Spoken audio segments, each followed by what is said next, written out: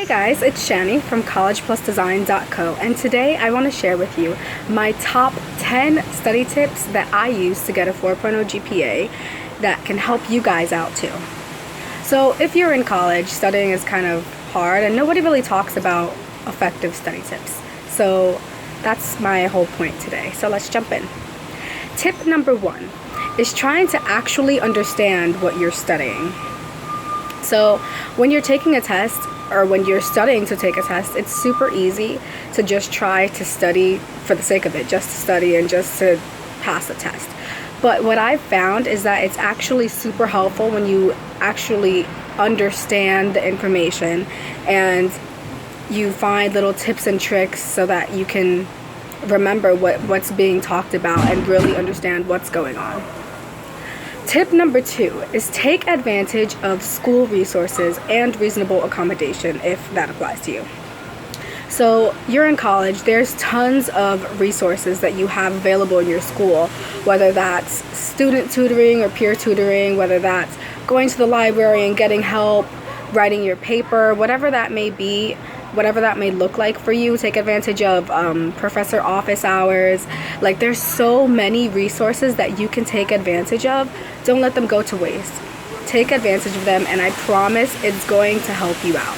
And I mentioned a little bit ago, reasonable accommodation. So if for some reason you have a disability, it doesn't have to be a physical disability, it can be something mental, like I personally have ADHD. You can go to the doctor and get it documented that this is what you have. Even people that they have testing anxiety, they may also be eligible for this. I know people who have testing anxiety and they're able to get this as well. And so the doctor recommends what would help you out and help you succeed in school. And then you go to the office. My office is called the Office of Accessibility in my school. Your school might be called something else, so just be sure to find out. And you hand in all of the paperwork and everything. You get everything set up. And some of the perks that you get, well, everybody might get different perks, but some of the perks that I personally get is double time in testing. I can take my test like on a different day from everybody else, and I take it in a different area from everybody else as well. I also have the ability to take less classes but still be counted as a full-time student. So in our school, or actually in most colleges, I think 4 classes or 12 credits is full-time. So for us, that would be full-time, but I can actually take 3 classes or 9 credits and still be considered full-time because of it. And I'm able to take notes on the computer, which I know some schools don't allow, some schools do.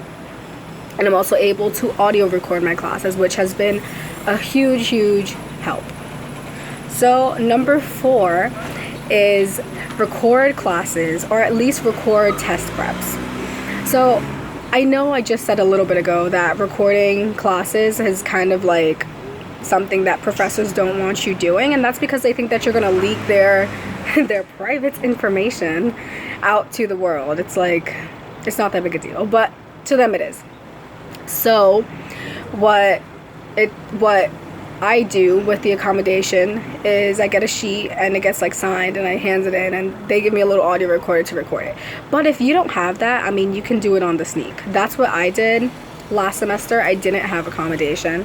That's what I did. And honestly, there's 3 ways that you can do it. So the first way that you can do it is just audio recording on your phone. This way is kind of like a worst case scenario type of thing. I don't really recommend it just because it takes up a lot of space. If you're recording all of your classes on your phone, depending on how long the classes are, my classes are about 3 hours long.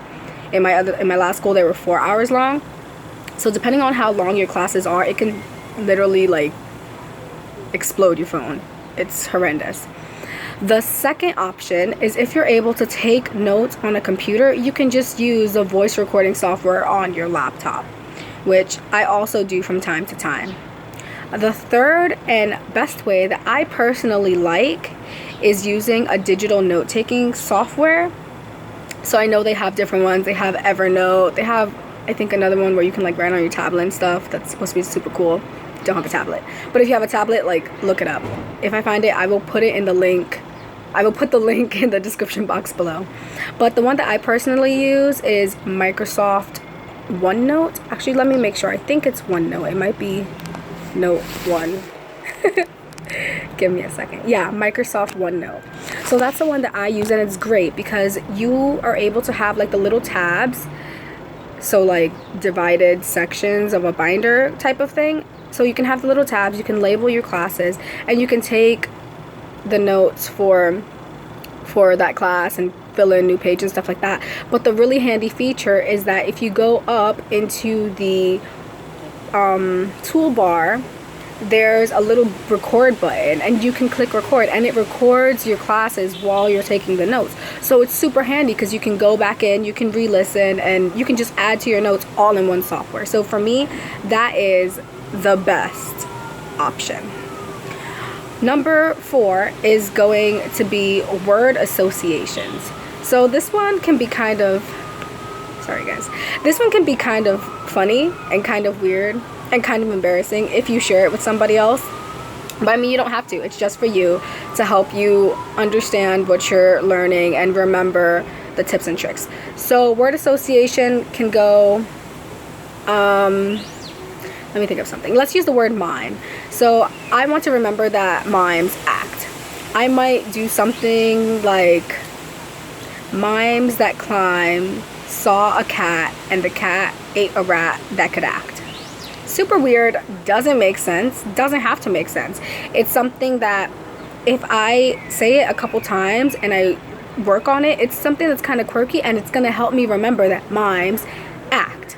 So pretty much it's whatever you need to remember, and put associations, put links to the ultimate part that you have to remember, the definition or whatever the case may be. When I had to do like vocabulary words and stuff like that, this works amazing. This works so great. Like, I use this all the time. The 5th tip is mnemonics. So mnemonics is anything like Roy G. Biv to remember the color of the rainbows, or PEMDAS to remember the order of operations. You can make your own mnemonics, and it will help you remember like bullet point, little like one word bullet pointed information, which is helpful. So maybe like parts to a whole, this would be good to use that for. Number 6 is flashcards. So for me, flashcards are really debatable because they didn't really work for me. Like, it was a lot and I never really got too much out of it. But what I did find, or the area that I did find flashcards worked in, is when something was visual and was also linked with information that needed to be remembered. So I'm gonna give you the example. Last semester I had a art history class, and it was like not ancient art history, but like it was starting from like ancient periods. And so the tests were really grueling because you had to have the picture, know the author's name, the name of the image or painting or whatever, the date, and then all of the information about the image. And there was maybe like 15 of those that you had to do in the course of maybe 40 minutes. So it was really hard, on top of like essay questions and stuff like that. So it was really hard for me, and what I ended up doing was putting the image with the name of the author, the name of the painting or photograph or whatever the case may be, and the date on one side. Flip it over, and on the other side I would put all of the bullet pointed information. And I wouldn't use necessarily like whatever, you read a whole like paragraph or 3 paragraphs and write the whole thing. Like, nobody has time for that. Just pick out key points, key information that you think is going to help your argument or your whatever question that you have to answer for it. Pick out key things and try to remember them. And again, like, to remember them, you can I would make up rhymes, I would make up songs. Like, thank goodness nobody ever heard me, because they would think that I'm weird. But I swear by it, because it works. So flashcards for that is really helpful. Number 6 is finding a study style that works for you. So I have heard a lot of people talk about, when you're studying, find a quiet place to study, which is great, and it has its own place. There's times where I really need to just shut everything out. It needs to be quiet and I need to study. But realistically, that's not something that works for everybody. And for me, even though it worked in some cases, in a lot of cases it didn't. I found my mind wandered a lot.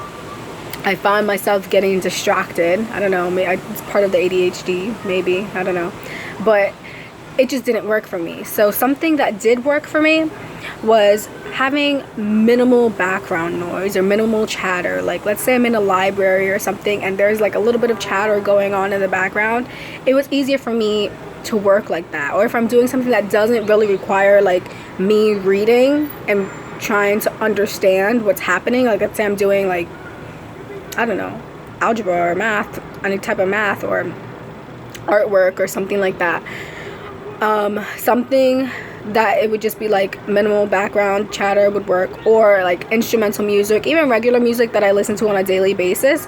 It kind of, ironically enough, it kind of helped me zone in on what I was doing, and I wasn't focusing on the words of the music. I wasn't focusing on the beat, on the instrumental, on whatever else that I would normally focus on when listening to music. It actually enhanced my focus on what I was doing. Number 8 is switching subjects or topics often and taking breaks. So it's actually scientifically proven that when you take breaks when studying, you're more effective and you're more alert. And so what I found is my attention can't always be held for very long. So what I do is I'll study a little bit. Let's say I'm planning to study, I don't know, 2 hours. I'll study maybe 15 minutes or half an hour, and then I'll get up and I'll go take a walk, or I'll scroll through Facebook or scroll through Instagram, or whatever it is. But my breaks are small. They're like a 5-minute breaks for shorter intervals. And then I also have times where I take longer breaks. Maybe I've been studying for an hour, so then I'll stop and I'll take maybe a 15-minute break or a 20-minute break, and I'll, I don't know, go make myself a snack, or I don't know, whatever the case may be. Something to get your mind off of what you're studying, so that when you come back, you feel kind of refreshed, you feel renewed, and it's like it's easier to pick up where you left off with clarity. And also switching topics. So let's say, I used to do this with like math and like things that were really difficult for me all the time. So let's say like you're doing a math homework and you're just like, I'm done with this, I'm frustrated, I'm not understanding this, like I just want to give up, I'm just done. What is helpful is if you switch to another topic that's less stressful, easier, maybe switch to something that involves just like reading or designing, or I say designing because I'm a ComD major, but like anything else that is less stressful, and you do that for a little bit and then you switch back, because more often than not it brings clarity, it brings you new focus, and you can kind of try to attack it at a different angle, or just try to do it again and it makes sense, so switching subjects is so helpful. Number 9, we're almost there, guys. Number 9 is plan your study time and stick to it. So I procrastinate a lot. Like, I really do. I'm a huge procrastinator, and I also hate to study. Like, I hate to study. So something that is helpful for me is planning a time that I'm going to study and making sure that I actually study in that time. So what do is I'll use a calendar or a spreadsheet or whatever the case may be for you guys, and I block off, let's say, an hour to study each night, or whatever, like each topic or whatever the case may be. I block off a certain amount of time to study. Then when I'm actually gonna go to study, I get distracted a lot. I want to check my phone, I want to check Instagram, I want to go on the computer, I want to whatever, go eat, I want to, like my mind finds a million reasons to say, oh wait, but you have to do this first before you go study, and it's not helpful. So what I do is I'll take my phone and I'll put it on silent and I'll flip it over so that I can't see anything, or sometimes if I'm like really distracted, I'll go to another room, or I'll put my phone in another room. And I'll do the same thing with my laptop. I'll put it in another room. I'll try to just minimize distractions as much as possible. so that I can really just zone in and focus on what I'm trying to do. And number 10, and this guy's like really this last tip, when I found it out, it revolutionized like my academic life, my college life. Like, it really just revolutionized my life. So number 10 is stay organized. If you are like me, then you're super unorganized, and organization is not something that comes natural. It's hard and you don't like it. And I feel you. I really, really do. Like, you can ask anybody. I'm the most unorganized person you've ever met. But when it comes to college and when it comes to academics, being organized is something I found pays off. So last semester, I actually had a bullet journal, which I used a bunch of different like spreads and techniques and things that I found personally were just helpful and worked. And as I saw them working and as I saw the fruits of using these things, it gave me the desire to use it more and see what can happen. And the ultimate result of that was me being able to get a 4.0 GPA entering college my first semester, after not having been in college for 6 years and previously dropping out of college because it was too hard. Like, I just couldn't do it. I didn't know that I had ADHD, so I just thought that I was like stupid. And like I didn't know tips and tricks that worked. Nobody ever told me. And organization's so simple, but no one ever told me. So this time, you staying organized and using all of these resources helped me get a 4.0 GPA last semester. And as a result of that, I wanted to make it something that could be replicated, something that all college students could use. So it drove me to create a plan. Well, it's kind of like a planner on steroids, and it's called the Ultimate College Organizer. I will link that down for you guys below as well. And it's over 45 pages of tips and tricks, of resources and trackers of information that nobody ever tells you in college. Like, hey, I'm in college, I haven't had a job. What do I put on a college resume? Or how do I create a resume? What should be on there? How about interview tips? And a bunch of like great information, credit building tips. Like, there's a bunch of great information in there, as well as a bunch of trackers, like assignment trackers. What assignment do I have to do, what day, and what time, you know, can I move it around? Let me see like my full week's view. Meal planning. How do I plan my meals? How do I go grocery shopping, and do I put it down, and when am I going to cook, and all this stuff, so that I don't spend an enormous amount of money in college like you always can, you know. So there's a bunch of amazing tips in there. I'm gonna leave it down in the description box below so that you guys can check it out and you guys can get it. Right now, I have a sale going on the page that you can get the organizer for $20. I really suggest that you guys take advantage of it.